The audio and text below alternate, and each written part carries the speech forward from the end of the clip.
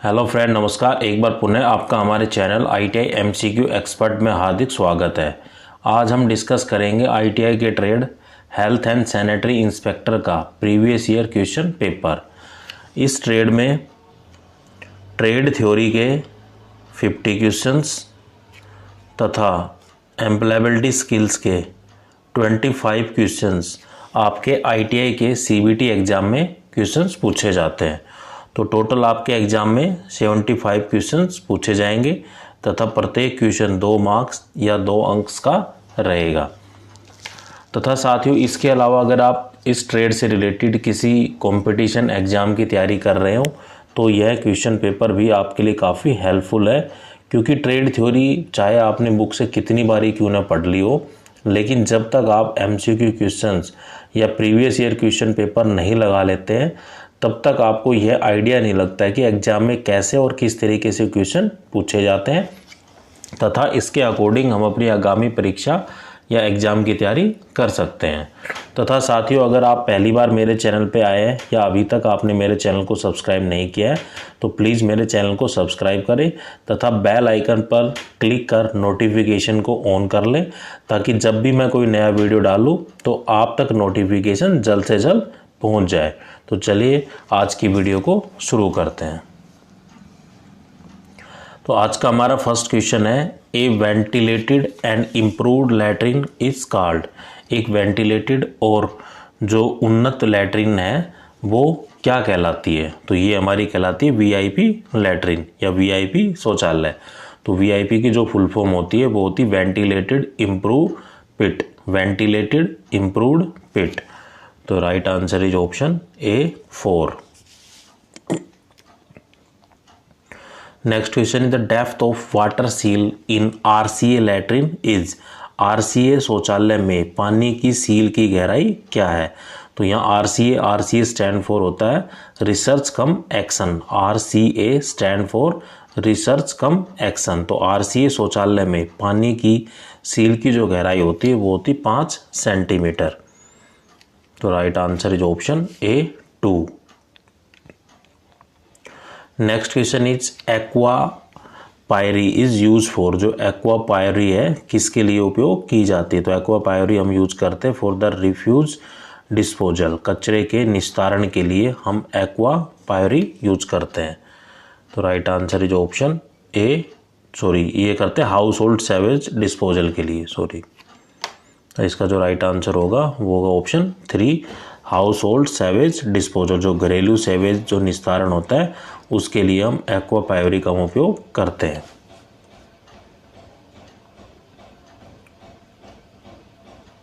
Next question is what would be the choice of latrine for the short term. कम अवधि के लिए latrine का चुनाव क्या होगा? अगर हमें एक पर्टिकुलर या टेम्परेरी लैट्रिन कहीं स्थापित करनी है तो उसके लिए जो समय होता है या कौन सी लैट्रिन हम यूज करते हैं वो हम करते हैं सैलो ट्रेंच लैट्रिन या उथला खाई शौचालय। तो right answer is option A2। Next question is what disease can you catch from the human face. जो मानव मल से या फेंसिस, जो मानव मल से आप किस तरह की जो बीमारी को पकड़ सकते हो? जो मानव जो लैट्रिन करता है या जो मानव का जो मल होता है उससे हम बीमारी जो पकड़ सकते हैं वो पकड़ सकते हैं पोलियो को। तो right answer is option A4। Next question is disease acquire via oral routine are all except. मौखिक मार्ग से होने वाले रोग को छोड़कर सभी रोग हैं। तो ये कौन सा होता है? मलेरिया। तो right answer is option A4। Next question is solid waste pollution create all except. जो सॉलिड वेस्ट पोल्यूशन है वो उत्पन्न करता है किसको छोड़कर? वो नॉइज पोल्यूशन को छोड़कर। तो नॉइज पोल्यूशन को छोड़कर सॉलिड वेस्ट पोल्यूशन है वो क्रिएट होता है। तो right answer is option A4।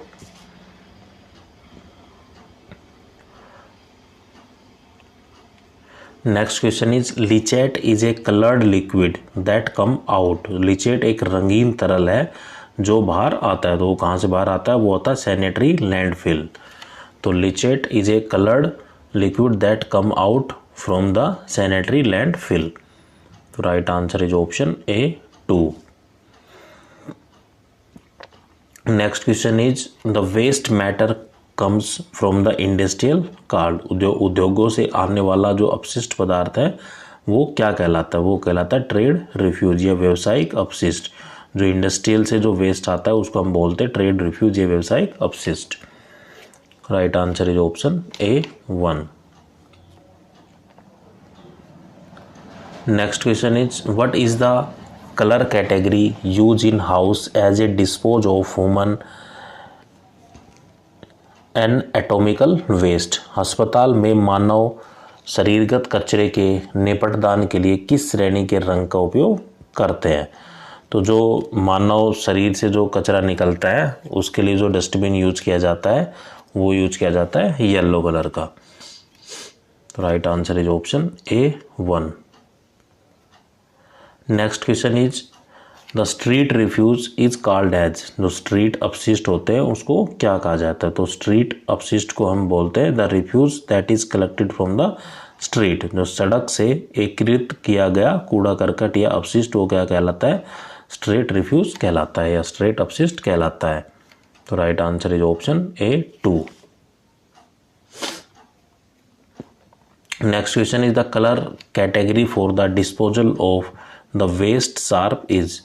जो तीखे अपशिष्ट के निपटान के लिए किया जाने वाला जो डस्टबिन का जो कलर होता है वो कौन सा होता है? तो white colour category use for the disposal of the waste sharps. जो नुकीले आइटम होते हैं उनको किस में डाला जाता है? वाइट डस्टबिन के अंदर डाला जाता है. Right answer is option A 3. Next question is the most insanitary method for the refuse disposal is. अपशिष्ट निपटदान की जो सबसे अस्वस्थकर विधि है वो कौन सी है? तो वो होती है dumping.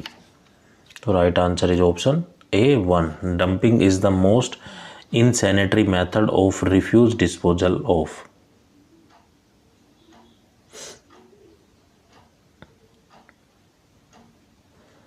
Next question is which is the second fundamental function of solid waste management.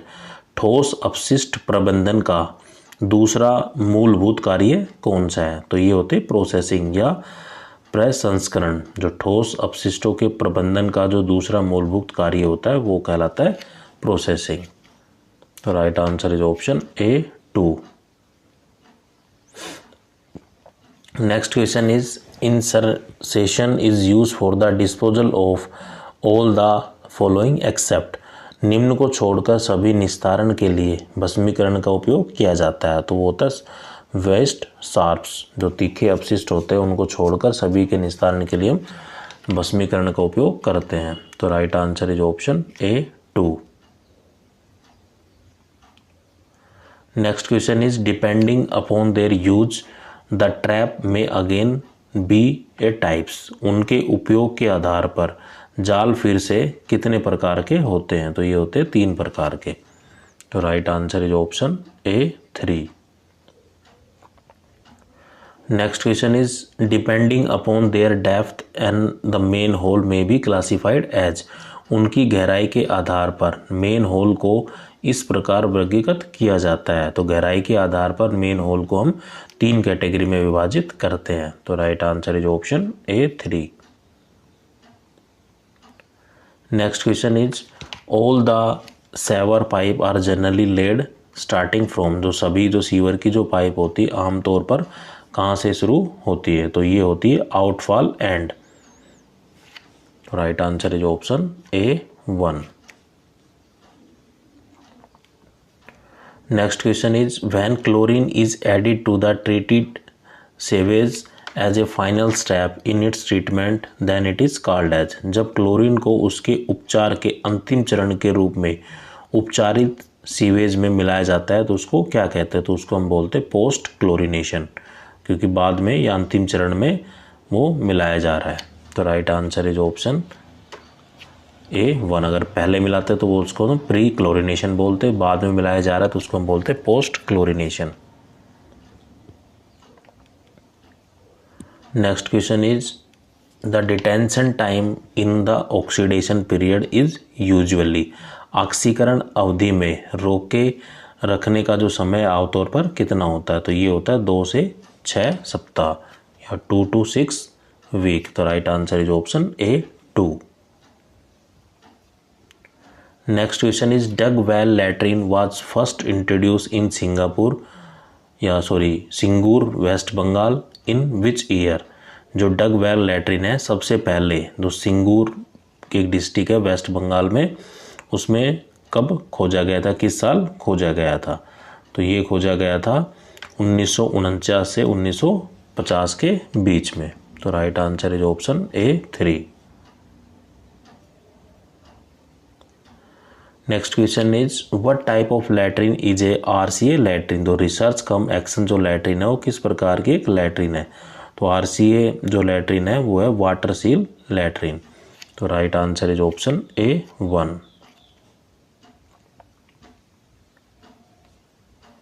Next question is night soil disposal method are? जो विस्टा के निपटदान के तरीके क्या है? तो पाइवरी सिस्टम या commode system, borehole and the pen system, तो ये यूज किया जाता है मेथड। तो right answer is option A 4। Next question is which type of hepatitis spread through the faecal borne? तो किस प्रकार के हेपेटाइटिस मल जनित बीमारी से फैलता है? तो ये जो फैलता है ये होता है हेपेटाइटिस ए। जो मानव का जो मल होता है उससे ये बीमारी फैलती है, hepatitis A.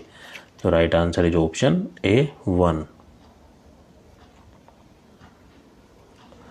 इंसरेशन is use for, जो भस्मीकरण का उपयोग है वो किस लिए किया जाता है? भस्मीकरण का उपयोग करते हैं साइटोटॉक्सिक दवा के लिए या साइकोटॉक्सिक ड्रग्स के लिए इस्तेमाल करते हैं। तो right answer is option A 1।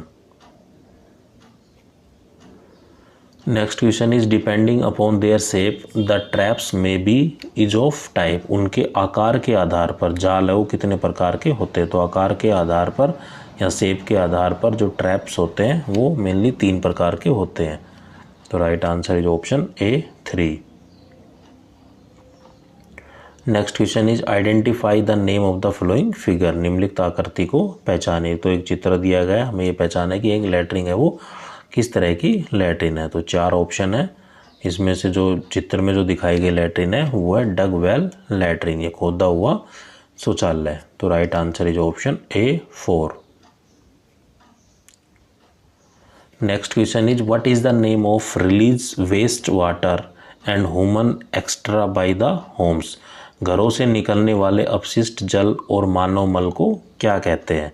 तो जो घरों से जो कूड़ा करकट या अपशिष्ट निकलता है या मानव मल निकलता है उसको हम कहते हैं सैवेज।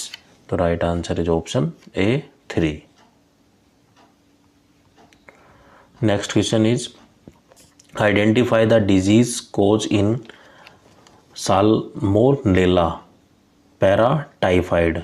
तो साल्मोनेला पैराटाइफाइड के रोगों के कारण को कैसे पहचाना जाता है? तो उसको हम बोलते हैं टाइफाइड या आंत्र ज्वर। तो right answer is option A 2। Next question is what is the effect of solid waste disposal? ठोस अपशिष्ट निपटदान का क्या प्रभाव पड़ता है? तो ठोस अपशिष्ट का जो प्रभाव पड़ता है वो किस पे पड़ता है? एनवायरनमेंट पे। तो पर्यावरण पोल्यूशन क्रिएट होता है उसकी वजह से। तो right answer is option A 2 environmental pollution. Next question is identify the name of the flowing figure? एक चित्र दिया गया, आकृति दी गई है, तो हमें ये बताना है कि ये आकृति है वो क्या बता रही है। तो ये आकृति है बोतल का एक जाल है या बोतल ट्रैप है। तो right answer is option A 1। बाकी ऑप्शन भी आप देख सकते हैं। Next question is identify the name of the flowing figure? निम्नलिखित आकृति के नाम को पहचाने। एक आकृति दी गई है और ये पूछा गया है कि इस आकृति का नाम क्या है। तो ये क्या है कि पी की शेप में है, तो इसलिए हम बोल के इसको पी ट्रैप। तो right answer is option A 2। Next question is what is the name of the flowing figure? एक आकृति दी गई है, चित्र दिया गया, उसका हमें नाम बताना है कि कौन सा एक ट्रैप है। तो ये जो ट्रैप है यह रनिंग ट्रैप। तो right answer is option A2। Next question is identify the name of the tool that is use to loose और tight a nut and bolt. Nut और बोल्ट को ढीला और टाइट करने या ढीला और कसने के लिए प्रयुक्त औजार का नाम बताइए। तो किसी भी नट को अगर हमें खोलना हो या टाइट करना हो तो किस औजार का हम यूज करते हैं, वो होता है एडजस्टेबल रिंच, जिसे हम पाइप रिंच भी बोलते हैं। उसका हम उपयोग करते हैं नट को टाइट और लूज करने के लिए। तो right answer is option A3।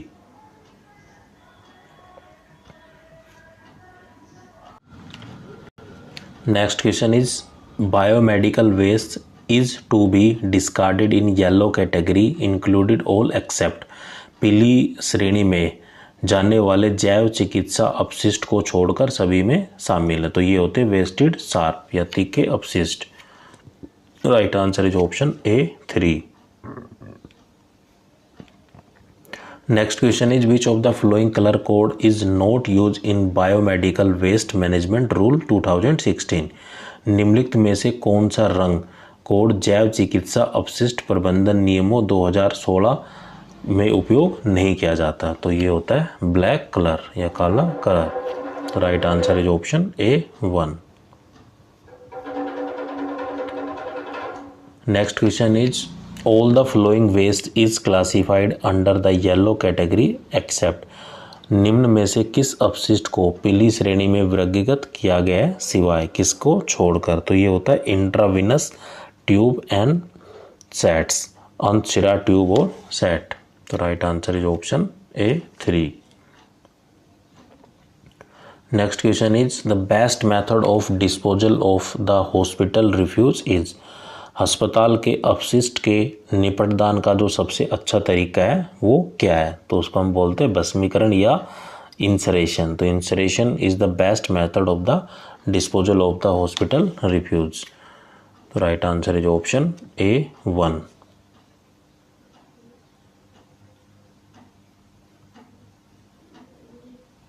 Next question is which of the following waste are all recyclable except. निम्नलिखित में से कौन सा ऐसा अपशिष्ट है जिनसे पुनर्चक्रीय क्रिया करने के योग्य है सिवाय। मतलब जो 4 ऑप्शन दिए गए हैं उनको हम सभी को रिसाइकल कर सकते हैं किसको छोड़कर। तो ये मतलब ओल्ड मेडिसिन, जो पुरानी दवाइयाँ हैं उनको छोड़कर, जैसे कागज़ को हम पेपर है, ग्लास है, प्लास्टिक है, इनको हम रिसाइकल कर सकते हैं। इनके द्वारा हम एक शेप को पिघलाकर दूसरी शेप इसको दे सकते हैं, उसको बोलते हैं रिसाइकलिंग। लेकिन जो पुरानी जो दवाइयाँ होती है उनको हम रिसाइकल नहीं कर सकते। तो right answer is option A4। Next question is which index is also known as BMI या बॉडी मास इंडेक्स। किस इंडेक्स को हम BMI बोलते हैं। तो ये होता है कैटलेक्स इंडेक्स। तो right answer is option A1।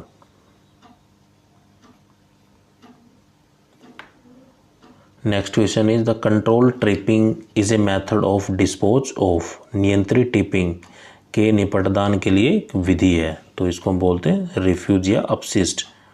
तो right answer is option A4। Next question is what is the name of the following figure. निम्नलिखित आकृति का नाम पहचानिए। जो आकृति की दी गई चित्र में वो किसका एक डायग्राम है। तो ये है ऑटोक्लेव। तो right answer is option A1।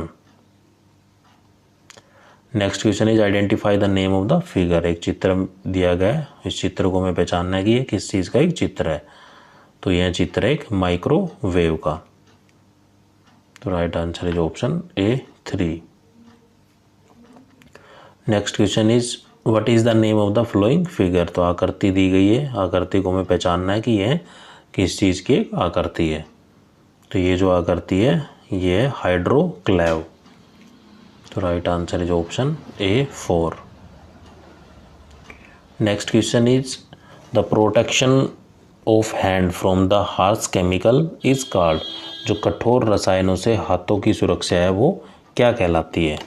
जो कठोर रसायनों से हाथों की जो सुरक्षा है वो कहलाती है ग्लव्स। मतलब जो अपने हाथ होते हैं, अगर हाथों की रक्षा करनी किसी भी केमिकल से, तो उसकी अगर हाथों की सुरक्षा करनी है किसी भी केमिकल से बचने के लिए तो हम क्या पहनते हैं हाथों में, तो हम पहनते हैं ग्लव्स या दस्ताने। तो right answer is option A3।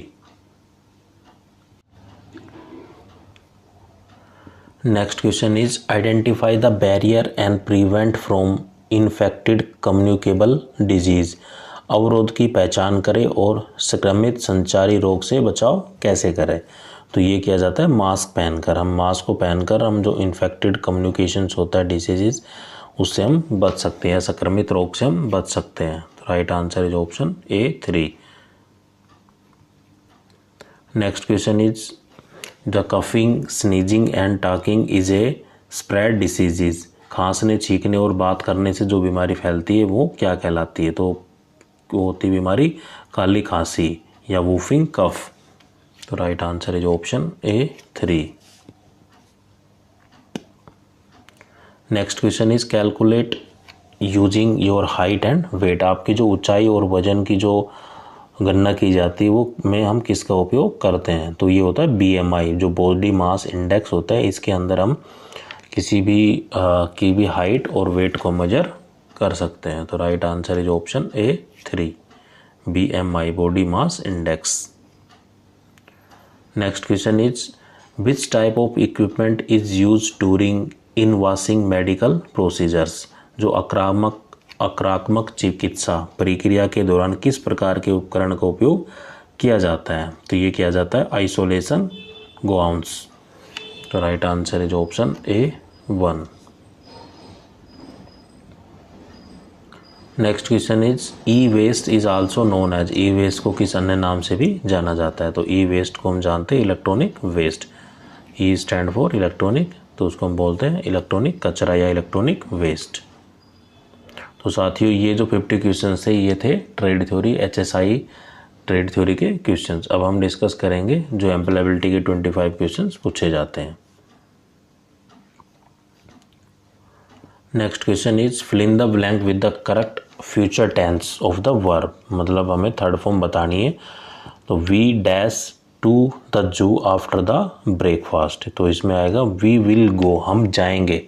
भविष्य की बात कर रहा है, फ्यूचर की बात कर रहा है। तो we will go to the zoo after the breakfast. Breakfast के बाद हम जू में जाएंगे या जू में घूमने जाएंगे। तो right answer is option A4। Next question is fill in the blank with the correct word they dash good friends. सही जो रिक्त स्थान है उसमें सही शब्द को भरिए। तो आएगा दे आर, दे के साथ क्या आता है, दे आर गुड फ्रेंड्स, वे बहुत ही अच्छे मित्र हैं। तो right answer is option A3। Next question is fill in the blank with the present progressive tense of the verb the train dash through the tunnel. क्रिया में वर्तमान प्रतिक्रियाशील कारक को रिक्त स्थान को भरिए। तो इसका जो राइट आंसर है वो है is passing, the train is passing through the tunnel. Right answer is option A2। Next question is fill in the blank with the proper interrogative adjective dash are you going. उचित interrogative विशेषण के स्थान पर रिक्त स्थान भरिए। तो इसका जो राइट आंसर है वो है where we are going. Where are you going, तुम कहाँ जा रहे हो या आप कहाँ जा रहे हो। Next question is fill in the blanks with the proper pronoun I made this cake. रिक्त स्थान में उचित सर्वनाम के साथ भरे। I made this cake, I made this cake myself. जो ये केक है मैंने खुद बनाया है। तो right answer is option A1। Next question is fill in the blank with the proper pronoun she made this cake. रिक्त स्थान पर उचित सर्वनाम के साथ भरे। सी मेड दिस केक, तो सी made this cake her self. जैसे सी हर हर होता है, आई माई मी होता है, इस तरीके से किया जाता है। तो सी हर हर, तो herself. Next question is fill in the blank with the proper reflexive pronoun she has hurt. रिक्त स्थान में उचित प्रत्ययवर्ती सर्वनाम का भरिए। तो सी has hurt her, she her तो herself, she has hurt herself. तो right answer is option A2। Next question is fill in the blank with the suitable adjective for the given sentence. The little girl's dash eyes relieve her the mischief. इसका जो correct answer है वो है twinkling, आंखें क्या है, टरटराती है। द लिटिल गर्ल्स जो twinkling eye relieved her mischief. तो right answer is option A4।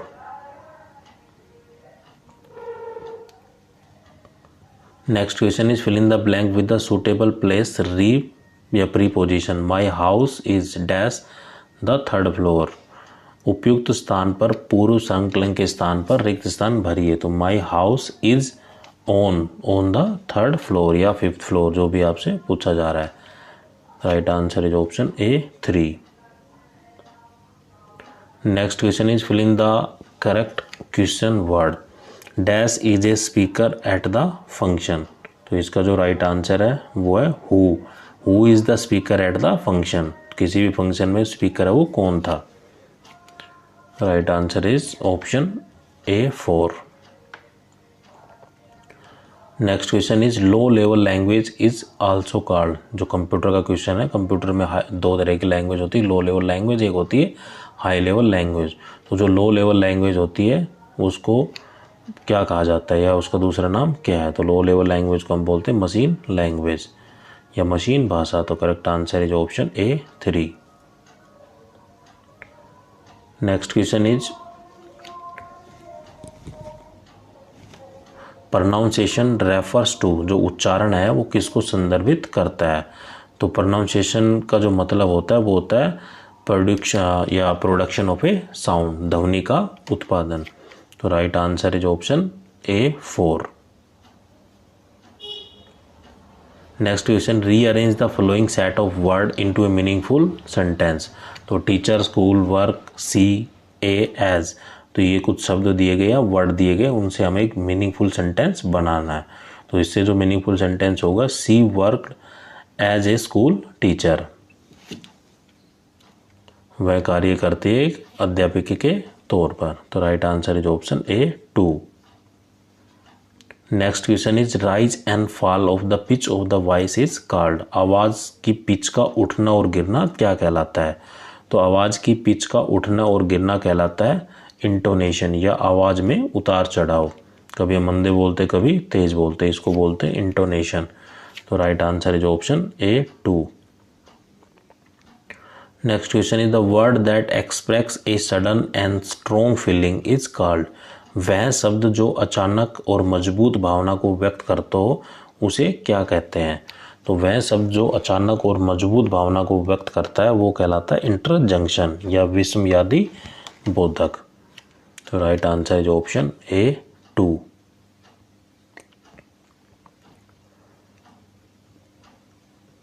Next question is when you greet higher officer as such as teacher या इंस्ट्रक्टर या सुपरवाइजर यू शुड यूज। जब आप शिक्षक, परीक्षक और पर्यवेक्षक जैसे उच्च अधिकारियों को अभिनंदन करते हैं तो आप किसका प्रयोग करते हैं। तो ये पूछ रहा है कि जब भी आप अपने जैसे कोई टीचर है या आपका कोई इंस्ट्रक्टर है या कोई सुपरवाइजर है तो सबसे पहले जब आप उसको मिलते हैं तो क्या बोलते हैं। तो सबसे पहले बोलते हैं जैसे गुड मॉर्निंग सर, इस तरीके से हम शुरुआत करते हैं। तो right answer is option A1। Next question is which is the silent letter in the word answer. Answer शब्द में कौन सा एक मूक अक्षर है। इसका जो राइट आंसर है वो है W। तो W जो है वो एक मूक अक्षर है या साइलेंट लेटर है। Right answer is option A4। बोल के देखो इसको, आंसर W कहीं आपको नज़र नहीं आ रहा होगा, साइलेंट है ये। Next question is which one is do's of the discussion etiquettes. चर्चा के शिष्टाचारों में कौन सा डज, और आपने देखा होगा डू एंड डू नोट्स, क्या करना है और क्या नहीं करना। तो चर्चा के शिष्टाचारों में कौन सा डोज है। तो ये होता है लिसन टू द अदर, दूसरों को सुने। तो right answer is option A 2। Next question is which one is do not of the discussion etiquettes. चर्चा शिष्टाचार का डू नोट क्या है? तो ये है हमारा आर्गू अननेसेसरी, या अनावश्यक बहस करना। तो right answer is option A 4। जब भी हम किसी मान लो चर्चा कर रहे हैं किसी टॉपिक पर, तो अनावश्यक हम बहस कर रहे हैं, तो ये क्या आता है? डू और डू नोट की कैटेगरी में, तो नोट डू नोट की कैटेगरी में आता है। ऐसा हमें नहीं करना चाहिए। Next question is which one is the brain of the computer. Computer का मस्तिष्क है वो कौन सा है? तो कंप्यूटर का मस्तिष्क हम बोलते हैं CPU को, सेंट्रल प्रोसेसिंग यूनिट। तो right answer is option A 2। Next question is what is the cardinal number. Cardinal number कौन सा है? तो कार्डिनल नंबर होता है वो है 10। तो right answer is option A 1। Next question is which one is a cardinal number. Cardinal number कौन सा है? तो कार्डिनल नंबर क्या है? 1। तो right answer is option A 1। Next question is which one is a exclamatory sentence. कौन सा विस्मयादि बोधक वाक्य है? तो what a beautiful house it is. तो ये क्या है? विस्मयादि ये बोधक वाक्य, जो इसके लास्ट में ही आ रहा हो तो उसको हम पहचान सकते हैं वो एक्सक्लेमेटरी सेंटेंस है या विस्मयादि बोधक सेंटेंस है या वाक्य है। Next question is which one is a active voice. जो सक्रिय आवाज़ में कौन सा है? मतलब एक्टिव वॉइस कौन से? जैसे दो तरह के पढ़े होंगे आपने, एक्टिव वॉइस और पैसिव वॉइस। तो इनमें से जो कौन सा सेंटेंस या कौन सी जो आवाज़ है वो एक्टिव वॉइस है?